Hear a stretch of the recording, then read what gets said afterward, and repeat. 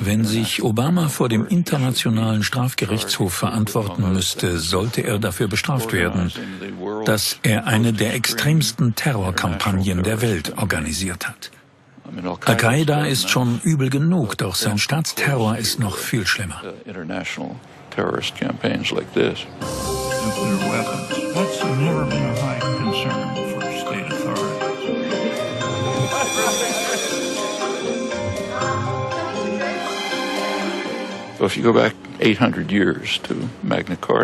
Schauen Sie sich die Magna Carta an. Vor rund 800 Jahren legte sie das Grundprinzip Amerikas fest, die Unschuldsvermutung. Eine Person darf nicht ohne einen fairen Prozess von der Regierung bestraft werden. Unter Bush und dann Obama wurde dieses Konzept einfach ausradiert. Egal ob beim Einsatz von Drohnen oder beim Mord an Osama bin Laden, die USA ermorden Verdächtige, die der Magna Carta zufolge vor ein ordentliches Gericht gebracht werden müssten. In den USA werden Menschen ohne Gerichtsurteile in Guantanamo oder in anderen Gefängnissen festgehalten. Damit verletzt der Präsident Prinzipien, die es bereits seit 800 Jahren gibt.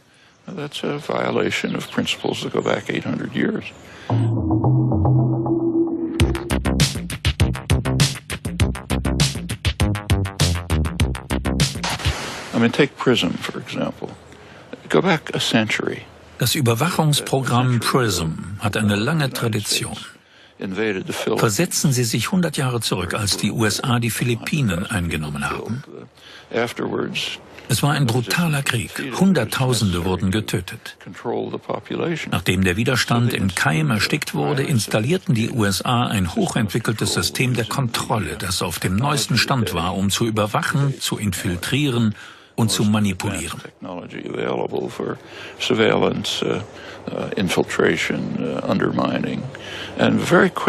Nach nur wenigen Jahren wurde die Technologie auch auf amerikanischem Boden von Woodrow Wilson, einem liberalen Präsidenten, eingesetzt.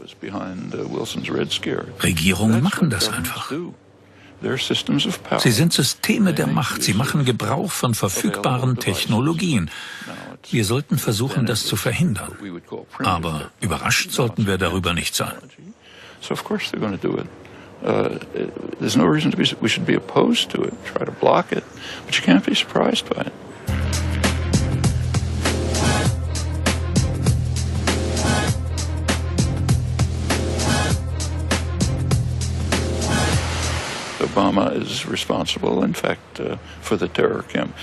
Obama ist verantwortlich für diese Terrorkampagnen. Zuallererst muss mal deutlich gesagt werden, dass das Terrorkampagnen sind.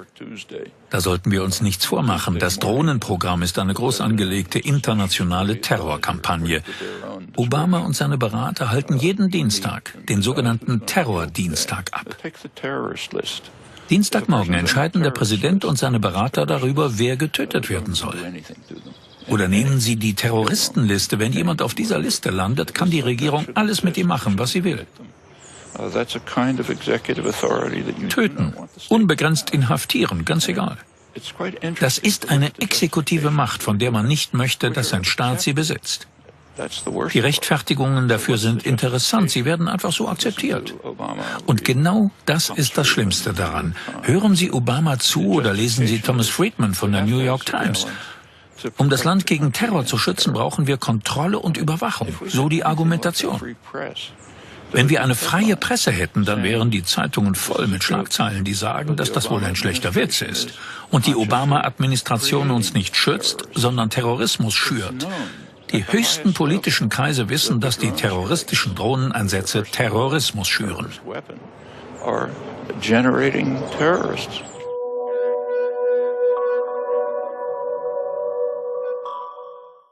The Boston Marathon bombing a couple of months ago.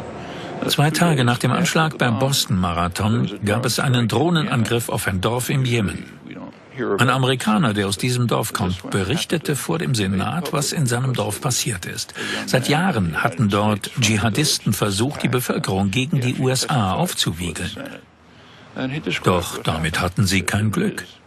da sie bislang nur Positives über die USA von ihrem Dorfmitglied gehört hatten.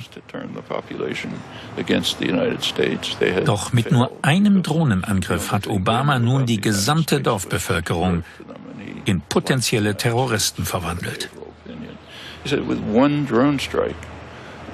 Obama turned the whole village into potential terrorists.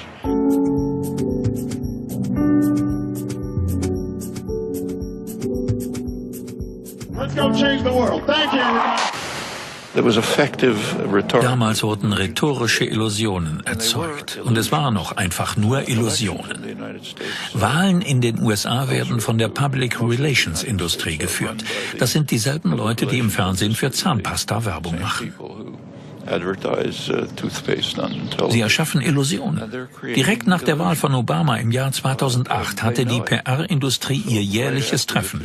Jedes Jahr vergeben sie einen Preis für die beste Marketingkampagne.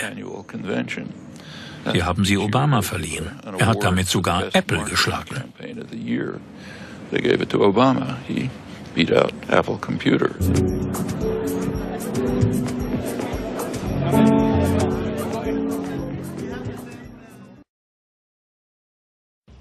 When the Arab Spring began, it was, I think, correctly perceived as an extension of this to the Middle East.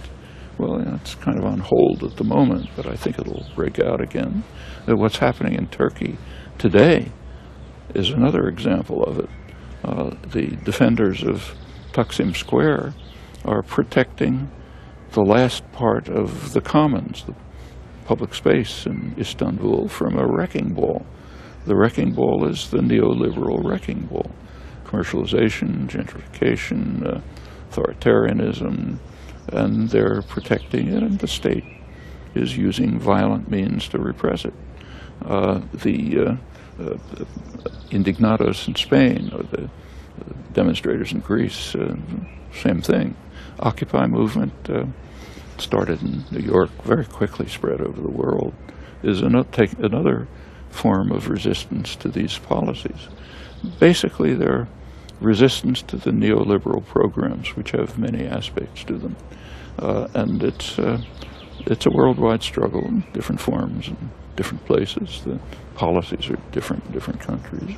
And it's an attempt to gain some degree of democratic control.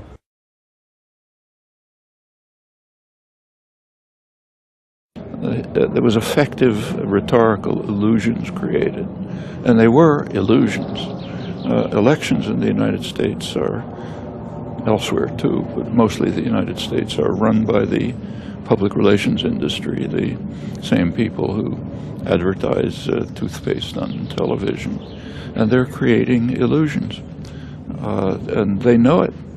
So right after the 2008 election, the advertising industry had its annual convention, and each year they give an award for the best marketing campaign of the year.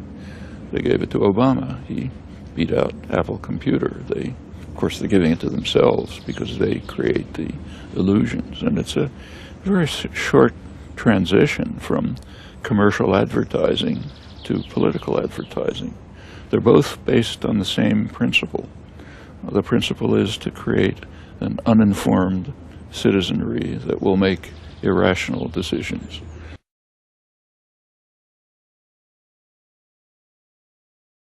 So if you go back 800 years to Magna Carta, its core principle of the Charter of Liberties is presumption of innocence.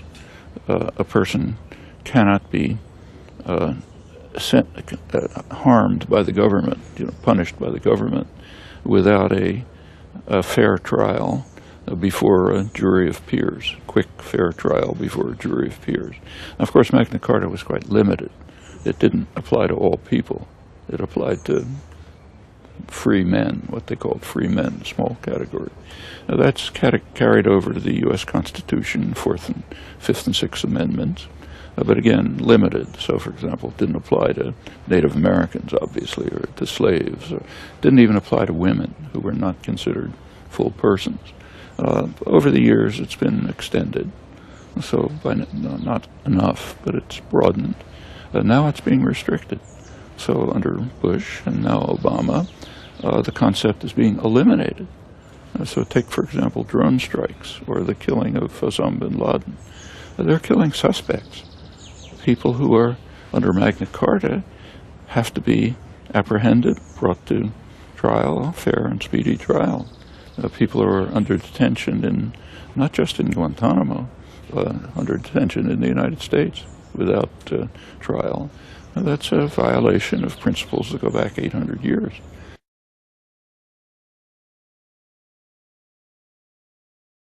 If a person is on the terrorist list, government's terrorist list, the government can do anything to them, anything, kill them and detain them, whatever. What's the terrorist list? It's an executive decision without judicial review, without recourse for the person who's on it. Lists like that shouldn't exist. We shouldn't permit them. That's a kind of executive authority that you do not want the state to have. And it's quite interesting to look at the justifications that are given, which are accepted. That's the worst part. So what's the justification? Listen to Obama, read Thomas Friedman in the New York Times. The justification is we have to have surveillance to protect the country against terror. I mean, if we had anything like a free press, there would be headlines saying, this is a joke. The Obama administration is consciously creating terrorists. It's known at the highest level that the drone strikes, which are first of all a terrorist weapon, are generating terrorists. Take, say, the Boston Marathon bombing a couple of months ago. 2 days after the bombing, there was a drone strike in Yemen. Usually we don't hear about these things, but this one happened to be made public because there was a young man in the United States from the village that was attacked, and he actually testified before the Senate. And he described what happened. He said that in his remote village, jihadis had been attempting for years to turn the population against the United States. They had failed because the only thing they knew about the United States was what he wrote to them, and he liked the United States, so they had a favorable opinion. He said with one drone strike, Obama turned the whole village into potential terrorists. Every drone strike does that. A drone is a terror weapon. Yes, of course, Obama is responsible, in fact, for the terror camp. First of all, they are terror campaigns. We should not delude ourselves or others about that. The drone global assassination campaign is a terrorist operation, a huge international terrorist operation. We'd understand that if somebody was doing it against us, but we're doing it against them, so we don't consider it. But that's what it is. And yes, the person responsible ultimately is the president. In fact, he happily takes responsibility. He explains that he authorizes each strike, carefully decides to. They have what they call Terror Tuesday. On Tuesday morning, the president and his national security advisor, according to their own description, meet and decide who's going to be killed today. That's an international terror campaign. Of course, the people carrying out are responsible. There's institutional structure behind it. And those who perpetrate it should be held accountable.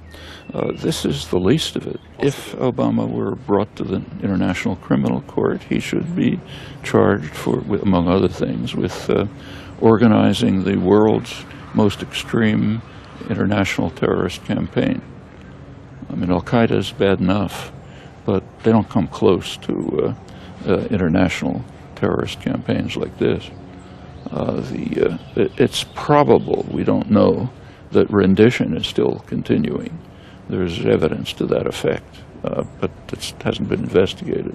If it is, it should be charged with that, and so should the countries that participated. I don't recall whether Germany participated. I think it did, but a number of European countries did participate in rendition, meaning sending suspects to countries ruled by brutal dictators in which you're guaranteed that they'll be tortured. It's also outlawed by Magna Carta, incidentally, 800 years ago. But many European countries participated in this, many others. The United States, of course, initiated it. These are major criminal charges. Aggression is a major criminal charge, the most serious, in fact, of all, supreme international crime. And you can go on. Detention without trial should not be tolerated.